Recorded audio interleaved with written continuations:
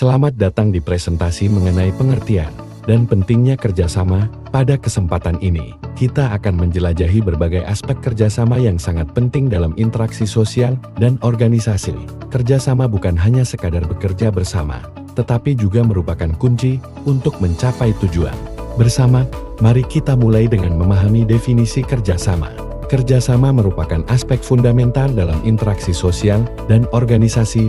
Dalam konteks ini, kemampuan untuk bekerja sama secara efektif sangat penting untuk mencapai tujuan bersama dan membangun hubungan yang produktif. Kita akan membahas lebih dalam mengenai definisi kerjasama, unsur-unsurnya, serta pentingnya kerjasama di berbagai konteks. Mari kita mulai dengan definisi kerjasama. Kerjasama adalah proses di mana dua atau lebih individu atau kelompok bekerja bersama untuk mencapai tujuan bersama. Dalam proses ini, komunikasi, koordinasi, dan saling mendukung antar anggota tim sangatlah penting. Tanpa elemen-elemen ini, kerjasama tidak akan berjalan dengan baik. Ada beberapa unsur penting dalam kerjasama yang perlu kita pahami. Pertama adalah tujuan bersama, di mana semua pihak yang terlibat memiliki tujuan yang jelas dan disepakati. Selain itu, komunikasi yang efektif, koordinasi yang baik, dan saling percaya antar anggota tim juga sangat penting. Unsur-unsur ini akan menciptakan lingkungan yang kondusif untuk bekerja sama. Kerjasama dapat dibedakan berdasarkan pelaksanaan dan aspek kehidupan. Berdasarkan pelaksanaan, kita bisa melihat kerjasama spontan, terkontrak, tradisional, dan pengarah. Sementara itu, berdasarkan aspek kehidupan, kerjasama dapat terjadi di lingkungan keluarga, sekolah, tempat kerja, dan masyarakat. Memahami bentuk-bentuk ini penting agar kita dapat menerapkannya dengan tepat dalam konteks yang berbeda. Kerjasama memberikan banyak manfaat. Dengan bekerja sama, kita dapat mencapai tujuan yang lebih besar dan kompleks. Selain itu, kerjasama juga meningkatkan efisiensi dan efektivitas kerja, membangun hubungan yang positif, dan meningkatkan pembelajaran serta pengembangan diri. Semua manfaat ini sangat penting dalam mencapai keberhasilan, baik dalam konteks individu maupun organisasi. Kurangnya kerjasama dapat menimbulkan dampak negatif yang signifikan. Salah satunya adalah penurunan efisiensi dan produktivitas. Ketika anggota tim tidak bekerja sama, proses kerja menjadi lambat dan hasil yang dicapai tidak maksimal. Selain itu, kurangnya kerjasama juga dapat menghambat inovasi, menciptakan konflik, dan merusak hubungan antar anggota tim.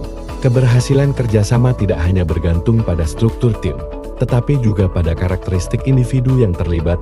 Individu yang memiliki komunikasi yang baik, sikap positif, kemampuan untuk bekerja dalam tim, keterampilan menyelesaikan masalah, dan kepemimpinan cenderung lebih efektif dalam bekerja sama.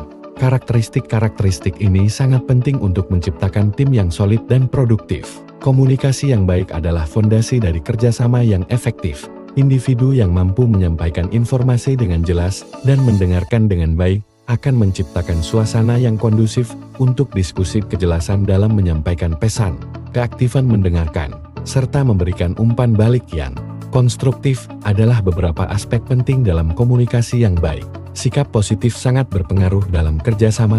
Individu dengan sikap positif cenderung optimis dan antusias, serta mampu menghadapi tantangan dengan semangat. Mereka juga bersedia membantu rekan-rekan mereka. Sikap positif ini dapat menular dan menciptakan suasana kerja yang lebih baik, sehingga meningkatkan produktivitas tim. Kemampuan untuk bekerja dalam tim sangat penting dalam kerjasama. Individu yang mampu berkolaborasi, bersedia berkompromi, dan menghargai perbedaan akan berkontribusi secara aktif dalam tim. Ketika setiap anggota tim memahami peran dan tanggung jawabnya, maka kerjasama akan berjalan dengan lebih harmonis dan efektif. Dalam setiap kerjasama, konflik dan masalah mungkin muncul. Individu yang efektif dalam bekerja sama memiliki keterampilan untuk mengidentifikasi masalah dan mencari solusi yang konstruktif. Dengan keterampilan analisis masalah, pemecahan masalah, dan pengambilan keputusan yang baik, tim dapat mengatasi tantangan dengan lebih efektif. Kepemimpinan dalam konteks kerjasama bukan hanya milik pemimpin formal. Setiap anggota tim dapat menunjukkan kepemimpinan dengan memotivasi dan menginspirasi orang lain. Kemampuan untuk mendelegasikan tugas dan memfasilitasi komunikasi juga merupakan bagian penting dari kepemimpinan yang efektif. Dalam tim, Untuk memperdalam pemahaman tentang kerjasama, kita akan melakukan beberapa kegiatan pembelajaran. Diskusi online akan dilakukan untuk membahas definisi dan manfaat kerjasama.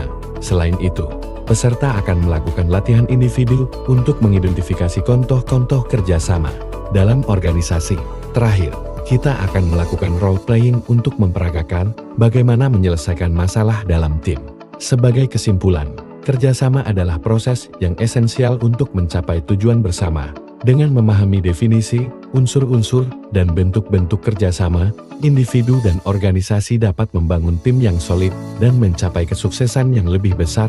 Mari kita terus kembangkan budaya kerjasama di lingkungan kita masing-masing. Terima kasih atas perhatian dan partisipasi Anda dalam presentasi ini. Semoga informasi yang telah disampaikan bermanfaat bagi kita semua. Jika ada pertanyaan lebih lanjut, jangan ragu untuk menghubungi saya. Sebagai penutup, saya berharap kita semua dapat menerapkan prinsip-prinsip kerjasama yang telah dibahas dalam kehidupan sehari-hari, baik di lingkungan kerja maupun sosial. Mari kita ciptakan budaya kerjasama yang positif untuk mencapai tujuan bersama.